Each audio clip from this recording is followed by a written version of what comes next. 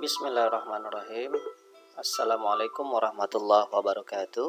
Para mahasiswa, kita lanjutkan pertemuan kedua kita setelah UTS atau pertemuan ke-8.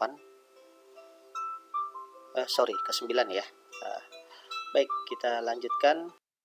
Mungkin ini sudah pernah dibahas oleh Bu Nia sebelum UTS.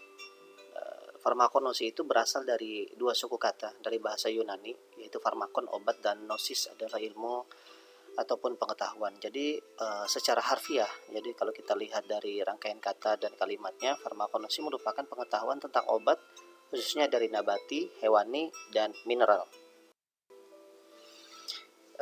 Namun definisi itu ya belum cukup luas dan belum cukup mewakili apa arti definisi yang sesungguhnya dari farmakonosi. Bahwasanya farmakonosi itu ruang lingkupnya cukup luas dan itu sudah pernah diungkap oleh ilmuwan zaman dulu yang namanya Flukiger, yaitu farmakonosi merupakan pengetahuan secara serentak berbagai macam cabang ilmu pengetahuan untuk memperoleh segala segi yang perlu diketahui tentang obat. Jadi all about drugs, all about medicine itu bisa dihubungkan dengan farmakognosi gitu ya.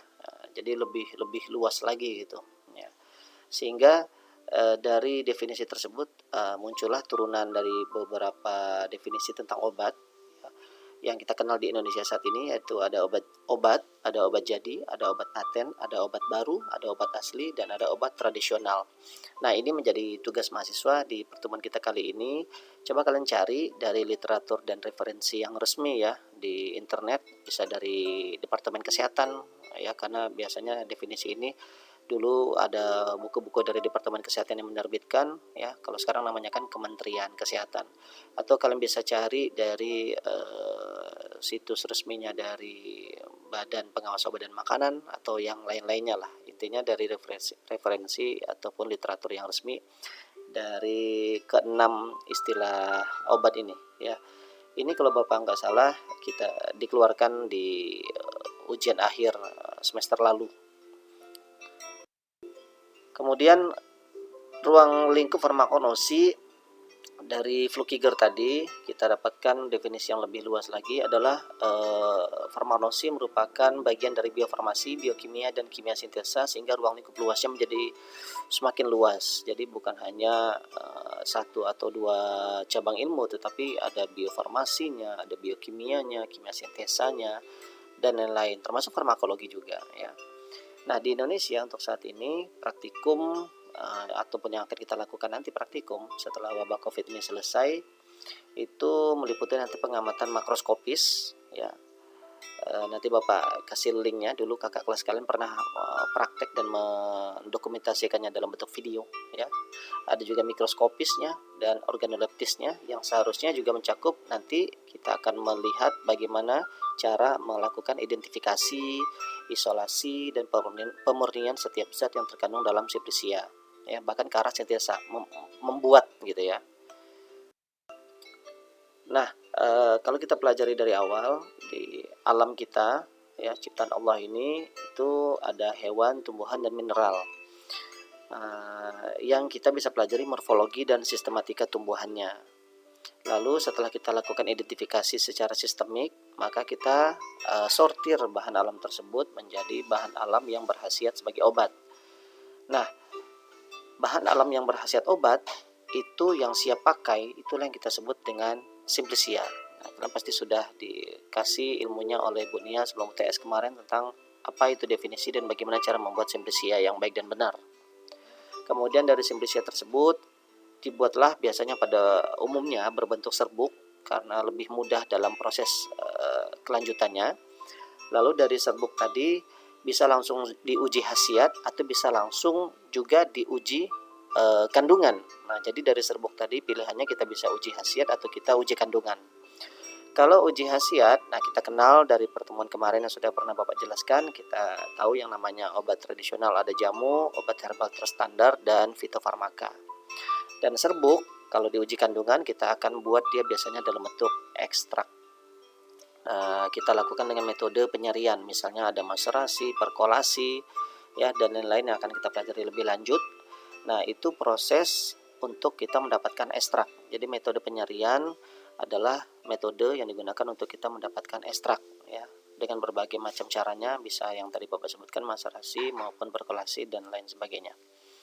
Dari ekstrak kita lakukan isolasi pemisahan secara kromatografi, karena ekstrak itu masih kumpulan dari berbagai macam zat aktif atau metabolit sekunder yang ada di dalam Simplisia. Harus kita pisahkan mana yang akan kita gunakan dan mana yang akan kita sortir untuk tidak kita gunakan. Ya, kita lanjut. Uji hasil tadi ada jamu, obat herbal terstandar, dan fitofarmaka. Kalian sudah tahu perbedaan ketiga macam bahan obat alam tersebut ya. Dari uji toksisitasnya, uji prakliniknya, uji kliniknya, bahan bakunya, produk jadinya, itu sudah kalian pahami. Nah, kalau di bagian uji kandungan, nanti setelah kalian buat ekstrak, kalian lakukan isolasi dan hasil isolasinya disebut isolat. Nah, setelah dilakukan isolat, nah sebenarnya farmakologi sudah selesai di situ. Nah, kalau dilakukan uji kandungan lanjutan, maka kita akan butuh cabang ilmu lagi yang namanya fitokimia. Nah, makanya farmakologi biasanya tidak bisa dipisahkan dengan fitokimia. Ya, dulu zaman-zaman dulu juga mata kuliahnya gabung farmakologi fitokimia, karena setelah dilakukan farmakologi uji kandungan, maka kelanjutannya adalah dibuat sintesis dari produk bahan alam tersebut secara fitokimia. Nah, misalnya fitokimia di sini kita isolat tadi kita murnikan dari zat-zat pengotor maupun dari zat pelarutnya. Lalu zat murni tadi kita lakukan identifikasi, kita lakukan karakterisasi, elusidasi struktur, dan kita lakukan dengan metode spektrofotometri. Lalu kita dapatkanlah bahan obat ya. Bahan obat tadi setelah kita uji toksisitas dan kita uji praklinik, maka kita dapatkanlah dia sebagai obat. Obat tadi setelah kita uji klinik, maka jadilah dia obat jadi. Nah, dari cabang satunya lagi, setelah kita dapatkan fitofarmaka tadi sebenarnya juga bisa kita jadikan sebagai obat ya. Kita jadikan dia sebagai obat. Setelah kita uji lagi dia ya, farmakologi, kita uji farmasi klinik ya. Padahal fitofarmaka kita tahu dia sudah melakukan 4 fase, sudah melalui 4 fase tahap pembuatan fitofarmaka. Lalu kita jadikan dia obat, dan untuk menjadi obat jadi kita lakukan uji lagi farmakologi dan farmasi klinik. Maka jadilah dia sebagai obat jadi ya. Obat jadi ini yang didistribusikan dan digunakan dalam pelayanan kesehatan, bisa di rumah sakit, apotek, klinik, dan lain sebagainya.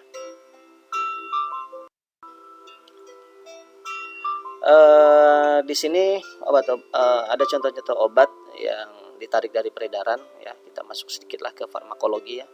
Dulu pernah ada serivastatin, suatu obat ya, anti kolesterol ya, anti hiperkolesterolemia, yang dapat merusak ginjal, ternyata ditarik dari peredaran. Makanya fitofarmaka di fase keempat kan ada post marketing surveillance ya. Nanti dilihat apakah dia masih sesuai dengan tujuan ataukah sudah memberikan efek samping yang ternyata tidak terduga. Ada juga PPA, penilpropanolamin, yang diturunkan dosisnya dari 25 mg menjadi tidak lebih dari 15 mg ya. Ternyata obat untuk penanganan flu itu biasanya ya, ternyata dapat meningkatkan tensi darah seseorang, sehingga hipertensi seseorang bisa kambuh lagi karena terjadi kontraksi otot jantung. Ada juga troglitazone, suatu obat anti diabetes di Amerika Serikat yang ditarik karena merusak hati. Ada juga thalidomid yang mungkin pernah disampaikan oleh Bu Sofi ya, atau dosen yang lainnya, bahwasanya dinyatakan tidak aman. Ini tahun 80-90-an. Nah, sekarang tugas mahasiswa coba cari, mungkin ada sekitar yang terbaru kemarin 3-5 obat yang ditarik oleh Badan POM ya. Ternyata menimbulkan efek yang tidak diharapkan. Misalnya saja kemarin ranitidin ya, albotil. Nah, itu kan ternyata bisa memicu kanker mulut. Kemudian ranitidin juga ada zat pengotornya. Nah, itu ditarik dari peredaran. Nah, kalian coba cari sekitar 3-5 macam obat yang pernah ditarik oleh Badan POM dan alasannya apa ya.